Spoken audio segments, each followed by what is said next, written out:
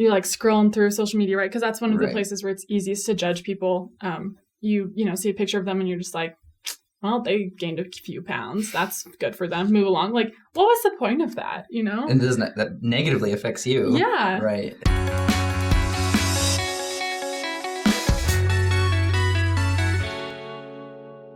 Welcome, guys, to another episode of Saints Unscripted. We have a very special, you're not even a guest. This is Sabrina. Hi. She's been behind the scenes for, I don't know, years. I was like, since the beginning of the show? Oh, no. I don't know. But in the beginning, there was Sabrina. Sabrina works in the background reading all of your comments and responding, making sure the show works outside of like the actual episodes that you guys see. And it's actually really cool that you're taking the time to do this episode because we get to talk a little bit about that experience, I guess. Kind of, yeah. You're going to be, well, it's not just this episode. That's right? true. You're going to be This is a new host of the show. Unless you hate me. Yeah. But even then, like, you've hated us, David and I. True. See, this is that is true. I've seen it. Yes. A lot of people. Then other people worship you, which they shouldn't, but they do. Dude. The missionaries.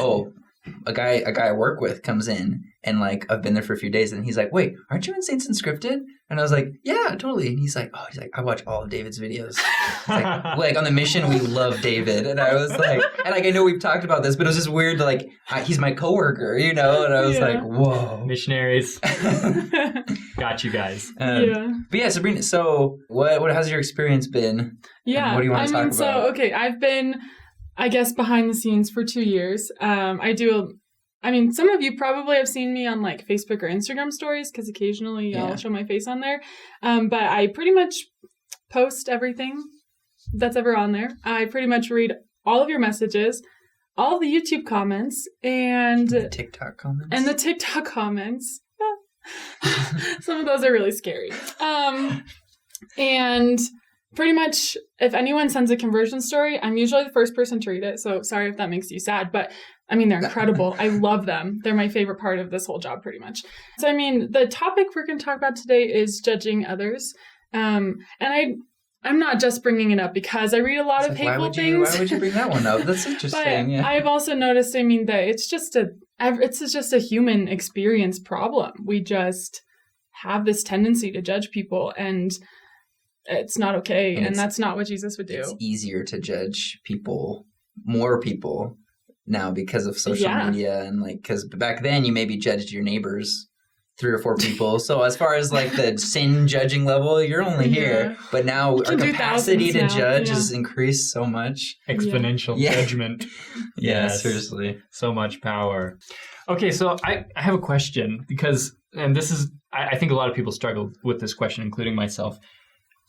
What is the bad part of judging others? Because I feel like you have to judge others. The scriptures tell us. Yeah. Judge righteous judgment, right? Unto you, so that's the thing, is that what's the difference between unrighteous and righteous judgment?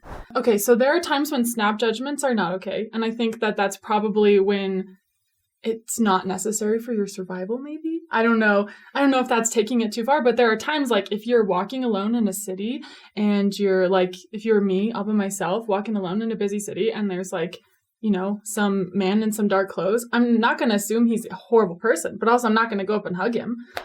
True.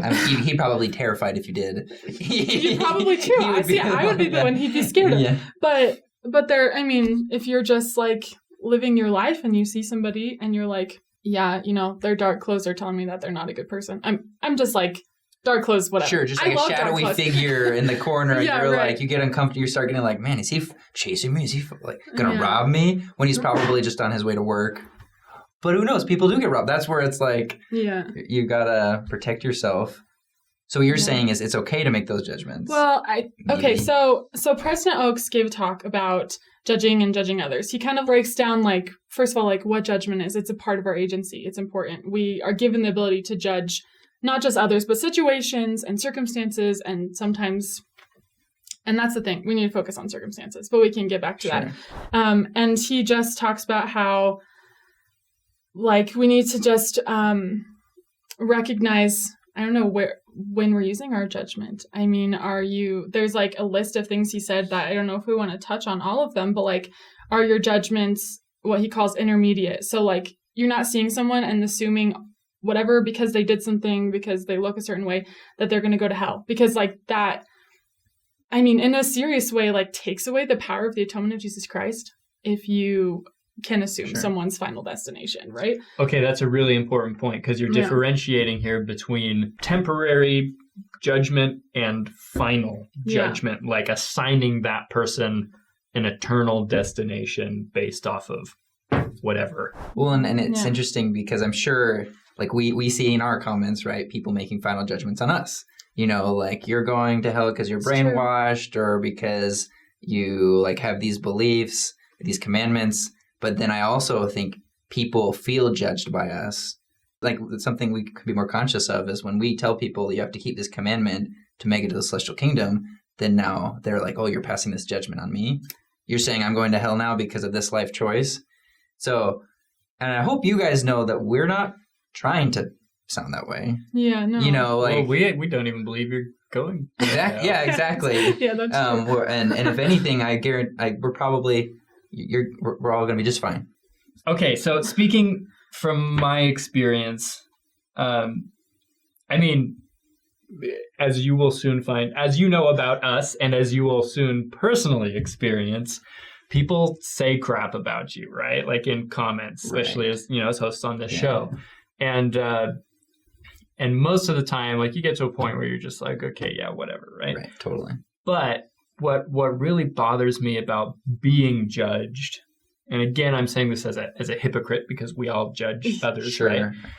Is when someone else makes an assumption about your beliefs or motives or intentions, your character, right? Yeah, like when somebody says, what you're really trying to say is this, or, instead of, you actually believe this, that really bothers me because it's like taking away my voice about myself.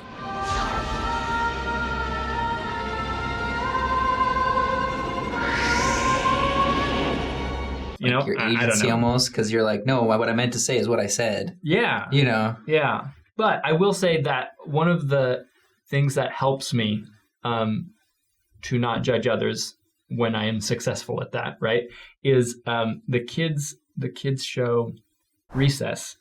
You guys grew up with Recess. I've seen some of it in my past. Yeah. The movie Recess School's Out. I watched that so many times. That was so good. So there's an episode where the main character, what's the guy's name? The main kid? Tommy? I think it's Tommy. Is it Tommy? I think it's Tommy. Or my name isn't T.J. Detweiler.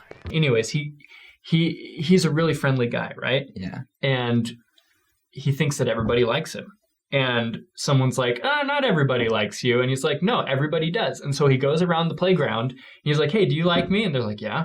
Do you like me? Yeah. He even goes up to like the bully and he's like, do you like me? And he's like, yeah, I do. See? Even my worst enemy likes me. And then he gets to this one kid and he's like, do you like me? And the kid's like, nope. And Tommy's like, why not? And the kid's like, I don't know. I just don't.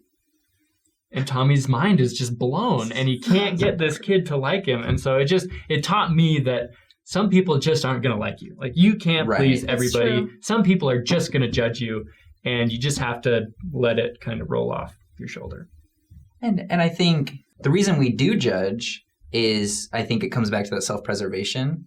Like when we feel like anything is attacking us or making us uncomfortable or like whatever our comfort zone is, then we feel the need to like lash out and be like, that's not okay. I want that away from me. I want that out. I think that's really important in a lot of situations when like mental health is involved, to be like, hey, these are boundaries I'm setting. But the difference between, I think, Christ-like judgment for your own like well-being is that it's very much like internal. It's not, you're not like hurting other people. It's like, okay, I'll remove myself from the situation, right? Like instead of going into the comments and saying, hey, you guys suck, it's okay, I'm not going to watch this anymore if it's obviously triggering me. I'll block them or whatever, I think there's a healthy way to take that input and then react Christ-like. I don't think we always need to be lashing out. And then hopefully we're not internally like doing what you're saying, like the final judgment, Yeah. but we can just be like, oh, this person makes me uncomfortable for whatever reason. It's not because they're a bad person, but just because it's hard for me to handle, then I don't need to hang out with them every day. Like I'll be nice with them at church or whatever, but like I don't need to be their best friend. I think that's like a healthy way to incorporate judgment. Yeah, But and in President Oak's talk, he does mention that there are times when judgment is necessary, right? Like choosing a spouse, you have to exercise some sort of righteous judgment in order to select doesn't a matter person how mean to they marry. are, you gotta marry them. Yeah, exactly. Just the first person who asks you that. Yeah, You're like, exactly. okay, fine, I guess. Figured it out. And that doesn't mean that you're saying like they're not good enough for, even not good enough for me. You're not even saying that. It's just exercising your righteous judgment to say, for my life, for my experience, this person maybe doesn't fit perfectly for me, but there's definitely someone out there for them. I appreciate them. I expect them. And then you can even practice this sort of righteous judgment when selecting friends. So that's what you're saying, right? Like just there are certain people that you don't need to have in your life, and that doesn't mean that you think that they're less or that they're not a good person, just maybe not gonna be helping you on your path as you need. And kind of like talking about how we need to judge, our judgment needs to be guided by the Spirit, right? Right. And I think that's maybe something that talking about like snap or quick judgments on people, a lot of times those maybe aren't guided by the Spirit. If you see someone and you just like, you're like scrolling through social media, right? Because that's one of the places where it's easiest to judge people. You see a picture of them and you're just like, well, they gained a few pounds. That's good for them. Move along. Like, what was the point of that? And that negatively affects you. Yeah. Right. It brings you down. And I know that, like, I can't speak for you, but I definitely am a culprit of that sort of judgment sometimes. Totally. And I usually like catch it after and I'm like, why? Like, why did that just happen? Why did I do that? Why did I say that? And it's just, I don't know. So I think... Well, like I've seen people like men commenting on women's posts being like, you're not dressed modestly in this picture. Yeah. And it's like that's not your job, like that's unnecessary. One thing that you made a note of that I hadn't even thought of it until you brought it up was that it's important to judge situations, but not people. Because one thing I've struggled with is that wherever possible. Right. Yeah. When I was in like growing up, there's just a lot of situations being like one of the only members in a town where it's like, oh, these kids invited you to go hang out, but you know that they're gonna like smoking pot or something, and it's like, well, I'm not gonna hang out with them, but I would consciously make the decision not to hang out with them because they're a bad influence. I remember doing that like as a kid growing up, just like, oh, this person's bad because here's my standards and this is going to protect me, right? And it was like self-preservation. I don't want any temptation in my life, right? I'm glad I was raised the way I was and that I didn't have those temptations, but it wasn't until like I was thought about like I should have been looking at it like, oh, this situation is bad. They're great. Well, they could be great. They could be great. They're children of God. And even if they do all the bad things, they're still children of God who deserve love and respect. Yeah. But I need to judge that situation as not healthy for me. Yeah. And that would have changed because people like, I remember in high school, some people like later I kind of, what is the word, like chilled out a little bit. But people would be like, man, you really like were stuck up and kind of like annoying and like kind of self-righteous. And I was like, I was. Yeah. Like I totally was. And like looking back, I'm like, I'm ashamed, right? But realizing if I had changed my mentality, then I would have been more Christ-like, I think kind of in summary, you have to make judgment calls sometimes, right? Like my wife and I have a child, right?